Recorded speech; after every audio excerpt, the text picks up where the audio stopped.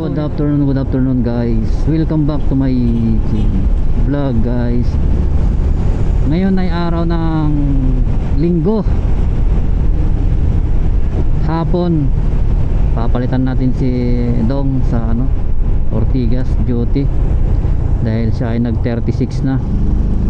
At ako naman ay magta 36.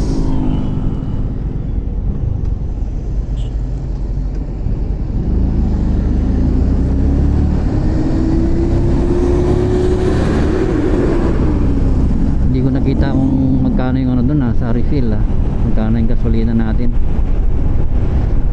Update ko lang kayo dito sa may Shell 109 tsaka 104 134 yung diesel nila.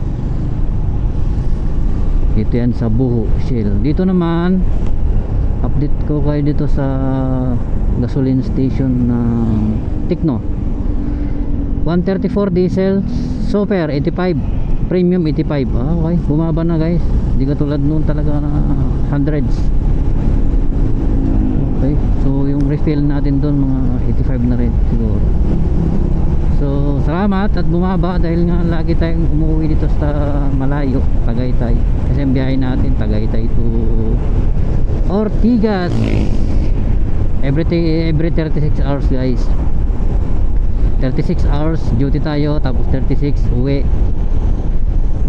Naka-stay tayo ng 36 sa Tagaytay, which is yun ay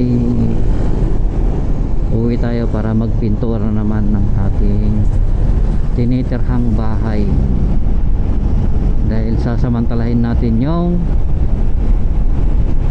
init ng panahon. Dahil sa sunod na buwan, makalawa,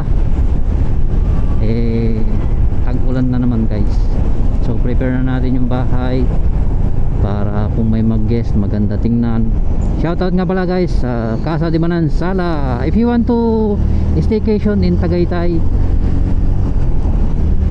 bisitahin nyo ang Casa de Manansala. Mayroon silang Facebook page, mayroon din Airbnb. Try nyo lang, visit nyo lang, baka kursunadan nyo. Murang mura lang yun guys. Nagre-range lang siya ng 12,500. Oh, yun guys.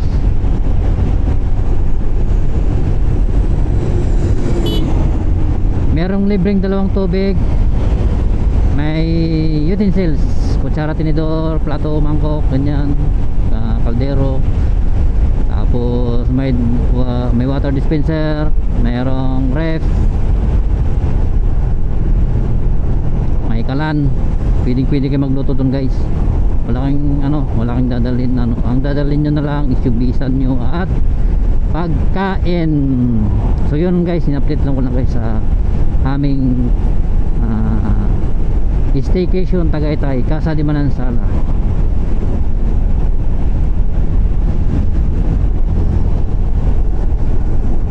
So yun lang guys. Yung mga bibiyahe, nagda-drive, ride safe.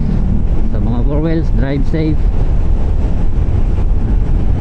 Pag pairalin yung mga init ng ulo sa mga kalsada, lalo na't mainit ang panahon. So yun lang, bye bye, peace out. Thank you for watching, bye bye.